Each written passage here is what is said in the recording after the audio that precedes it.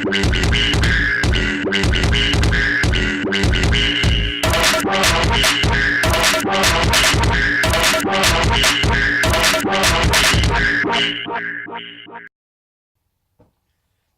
and welcome to that Double D team. I'm D. I'm Digger. We're going to do a recap review of season 1 of The Wire. Very big show. Very big show. Yeah. I know it's old and it's a while, but it's one of our favourite shows. Definitely. Digger's especially. I got into it a little late, but on Digger's recommendation. So yeah, we have a breakdown to season 1. Going to do the rest of the seasons as well. 2, 3, 4, 5.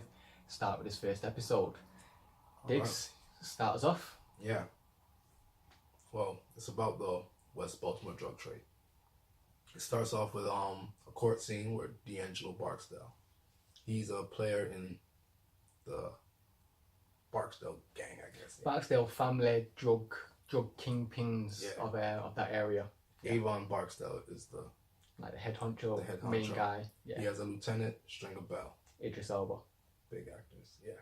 And they basically control all the drug flowing through the projects and then the towers of West Baltimore. Balling.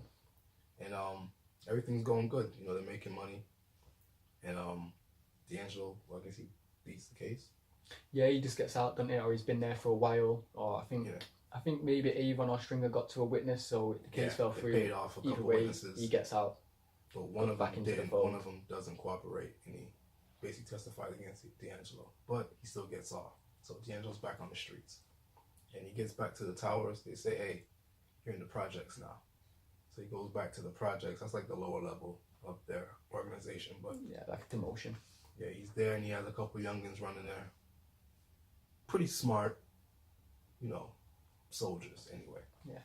Everything's cool. They're doing their thing. And Omar yeah, is a drug dealer. The main guy, a stick-up artist by the name of Omar Little. A homosexual stick-up artist with a code of honor and ethics. But yeah, the bad man. Yeah, and he basically hits their stash house and takes their stuff. Yeah, robs him. Yeah, probably end of the week. Nice big stash of dough. Scoped him out in the car, seen where the stash was. Boom, went in. Did he have to kill anyone? Just threatened him with a gun. And he shot one of them. Shot one, but yeah, show him that it's real and it's about this. And one of them gives up what the stuff is. They get it. They leave out. And but now this doesn't sit well with Avon and Stringer. Like you robbed one of us, and now it's been known around the estate. Like nah. So we're gonna put a hit out on this guy. Yeah. Him and anyone that was with him. And his associates. His associates need to get hit. There's money on their head. You see him, holler at us. We'll get things done. And within a day or so, the first guy gets taken out. Yeah, we probably have the weekend in it, so they caught him slipping. Well, they probably robbed someone, got some dough. Yeah. Like, obviously, like old school, like Goodfellas, like gotta go out, buy me a mink coat and start expressing. Kid went out balling, didn't he? We probably went out arcades, bear milkshakes and shit. Yeah. Gets caught slipping by one of the younguns from the towers. Yeah. They put the call into Stringer. No, D'Angelo.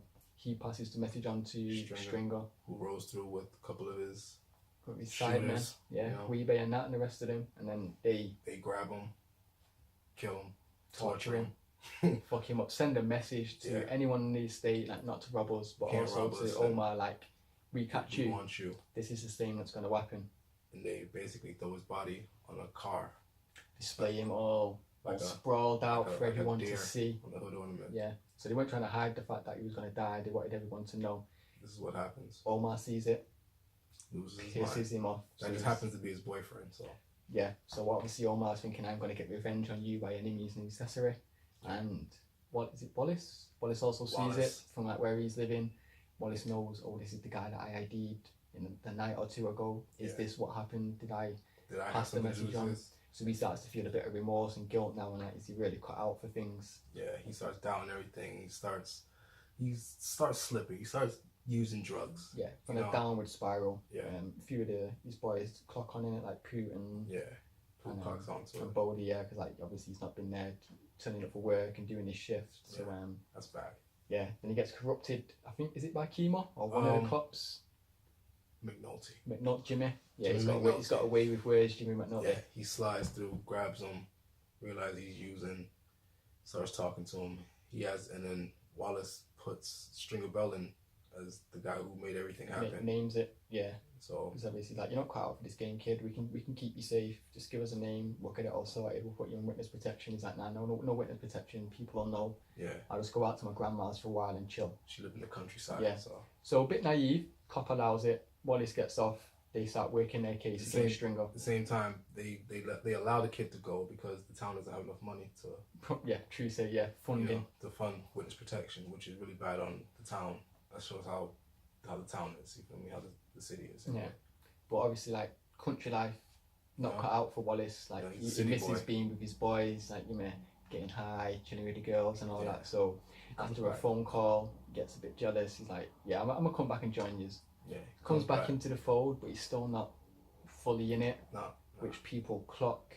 Obviously, Stringer, Bodie noticed this and start thinking, liability. Yeah, liability. Like, you're only as strong as your weakest link, and he's your weakest link. So you've seen it. Obviously, Stringer's ruthless, so he's like telling Bodie, "Can you step up? Can you do what needs to be done? Are you ready?" And Bodie lets him know. Yeah, I'm born ready. Bodie don't want to be a pawn no more. He wants to work himself up to at least a lieutenant. So he gets his boys, Poot, and they take Wallace out and lower him back to one of the abandoned houses that they live in. Mm-hmm.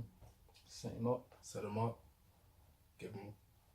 Bodie shoots him once. Bow. Poot finishes him off. 2 shots. Yeah, share the killing it together. So you both got to blame if anything happens. But that's one of their boys as well.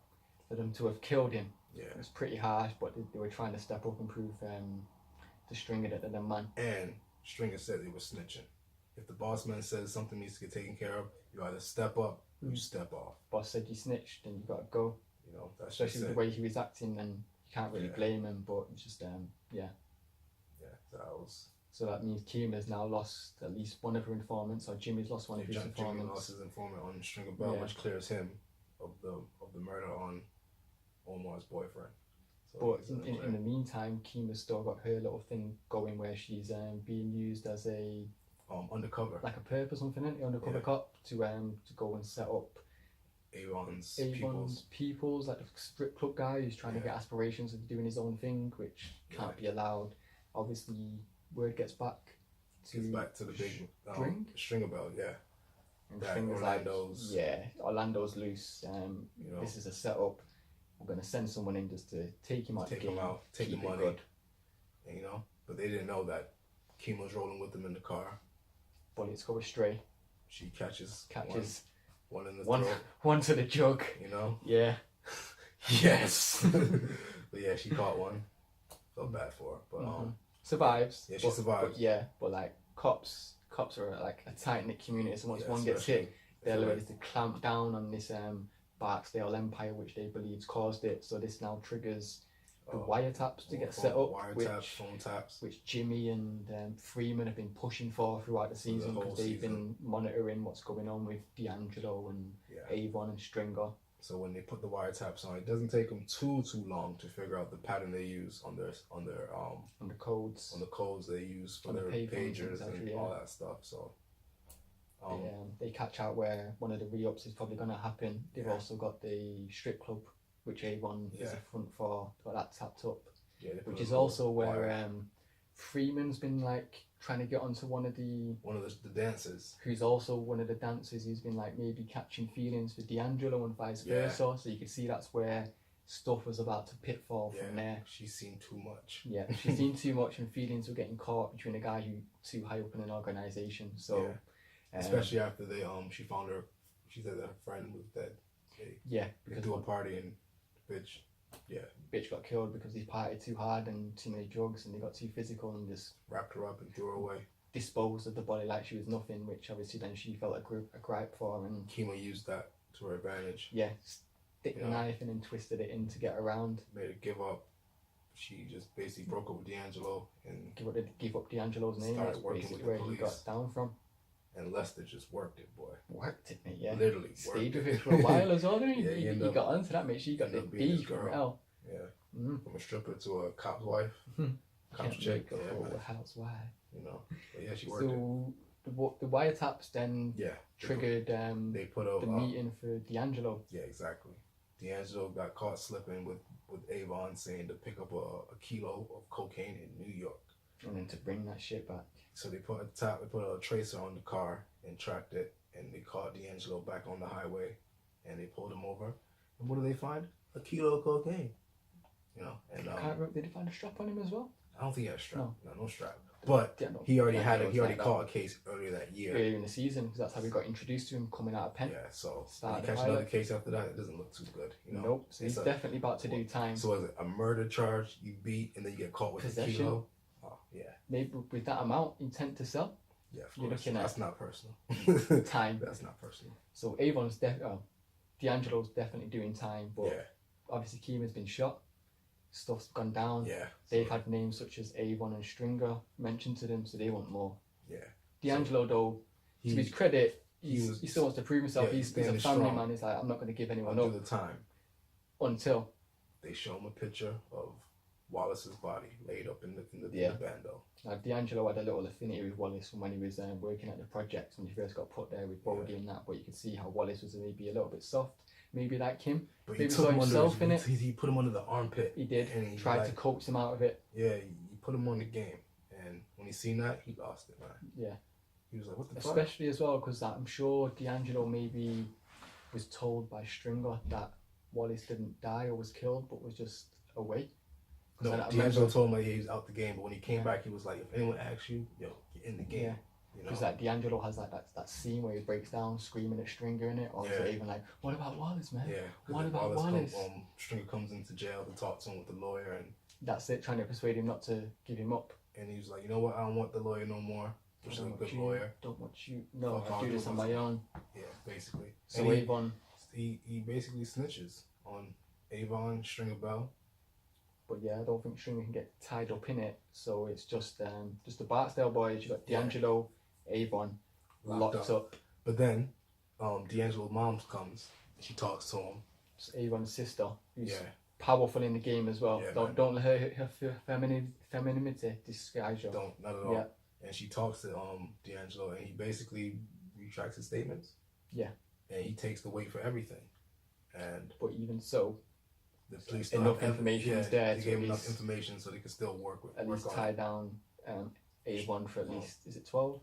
12 to 18? Yeah. Oh, 7 months. 7 years. Years? Yeah, 7 years, yeah. But it was out in 3. It's out in 3. Yeah. But anyway, 2.5. season 1 season 1 pretty much ends there with the cops kind of getting a victory by getting Avon off the streets, D'Angelo down. Weebay, Stinkum got killed. Yeah. Yeah. Fredro got locked up for not Fredro. Bird, Fredro star. Bird got locked up for the murder of William Gant, which that was the witness that wasn't afraid to testify against D'Angelo, and then he got locked up for that because Omar gave information to the police because someone out of the game got shot, which broke his rules. So he made sure that when they killed his boyfriend, he was like, you know what, fuck it. For that. So season 1 pretty much ended with the cops on a high, the villains, the bad guys maybe on a low, but it also allowed the rise Stringer Bell was still of Stringer Bell. Yeah. Like the lieutenant was now getting more power and authority, and with Avon gone, he was now numero uno. Yeah. So Avon's doing 7, D'Angelo's doing 25. Stringer stepped up to the game. Wallace is dead. Bodie's stepping up. Cops are reunited because Kima survived. So I see it like this. Bodie stepped up to take the towers. Poot stepped up to take the low ride. The pit, yeah. Pits, yeah. So everyone's their own bosses now. Yeah. Well, which is why I was dying to come back to season 2 to see them, but it obviously wasn't that. We'll do that in season 2 shortly. But you got to do your top 3 moments of the season. Top 3 moments. Wow. Okay. First moment will have to be wasn't it Omar's boyfriend getting tortured and laid out on the car, like the whole process of the setup, spotting him, the call going through, him getting caught, him getting tortured, killed, then displayed for everyone for the story to build up. Yeah, was a key moment in the season. That basically set up Avon as a target for Omar for life. He's like, until I get you and Stringer Bell, Nothing else the matters. kind of the fall of Avon, like by was going after Omar and his boyfriend. But you ever notice that fucked him up? Anyone who fucks with Omar goes down, or they have problems. Anyway, we get to that. But yeah, that was my first one. My second one was Kima. She caught him to the neck. Bow. Yeah, it was a sad moment for the police. You know, very sad moment for them. Yeah, especially for Kima as well, because we'd come to like her in the show because she was a very strong character. Yeah, very strong. Sad. 3, Wallace, man. When Wallace got caught, they popped him, left him curled up like a newborn fucking baby, God. Left him slumped up in the corner. Yeah. That was bad. That's also like a key moment in like his and D'Angelo's story arcs. Yeah. And downfall of Avon and the rise of Stringer. Yeah, all that really popped off. What were your? My highlight of the season, I think goes back to the pilot, which is what got me hooked on the show. Obviously, your recommendation. Oh yeah. But when D'Angelo comes out and they're playing chess in the project. Playing checkers. And yeah, using chess pieces. Chess pieces, and he literally explains the game of chess in the game of the street. Yeah. And about how all the young runners are the pawns, and you've got the king, who is obviously everyone wants to try to be in got, Avon. and all the other runners, and then obviously Bodhi's like, D'Angelo's like, you're a pawn, you're never gonna make your way to be a king. It's like, not unless you want smart ass pawn. Unless you're a smart ass pawn. And that one line alone kind of made me like Brody straight away from that episode. Because that's exactly what he was. He was a smart ass pawn. It made me also have a warmth and appeal to D'Angelo, thinking, oh, this is a bad guy in a gang, but he seems intelligent and heart to him. So I thought, okay, this guy's gonna have character. Plus, he was the guy that brought you into the show, so we were kind of brought into the wire through D'Angelo's eyes.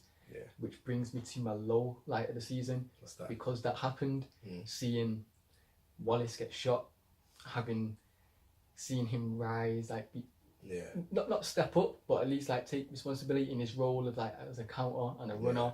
Then see like he ain't cut out for the game after having D'Angelo take him under his wing. Yeah. Then when he came back, he didn't have his heart in it, but I don't think he did was then gonna snitch. I would have thought he would have just kept his head down or left the game without saying anything. But the fact that he had to get killed by his boys, that was harsh, man. Plus, very harsh. Wallace was played by Michael B. Jordan, so you could tell he was a talented actor. After that role, he basically flourished into, as you know, Apollo Creed and and Creed's son and Black Panther feature. So yeah, man. So shout out to MBJ. Fruitvale Station. Fruitvale. Yeah, so big movies. Yeah, that's where I was introduced to him first, and then probably another little highlight of the season, introduction to Jimmy McNulty. Oh, McNulty. McNulty was a character. He's like a drunk, lovable, roguish, sex fucking rampant cop, but intelligent, cracked cases. Yeah. So he was on like both sides. Like you had the good and the bad. The cops versus the robbers. He fought his demons, boy. Yeah. So that was my highlight and low light of season 1. Yeah, I liked Bunk Wallace. Bunk. Yeah, especially his partnership with Jimmy. Like they're So I said when you seen Kima with Carver and Herc. Yeah. Yeah. Or Kima and Freeman, I liked the interaction between because Herc and Carver were more of a double act for comedic relief. But, Carver, by the way, Gabriel from Walking Dead.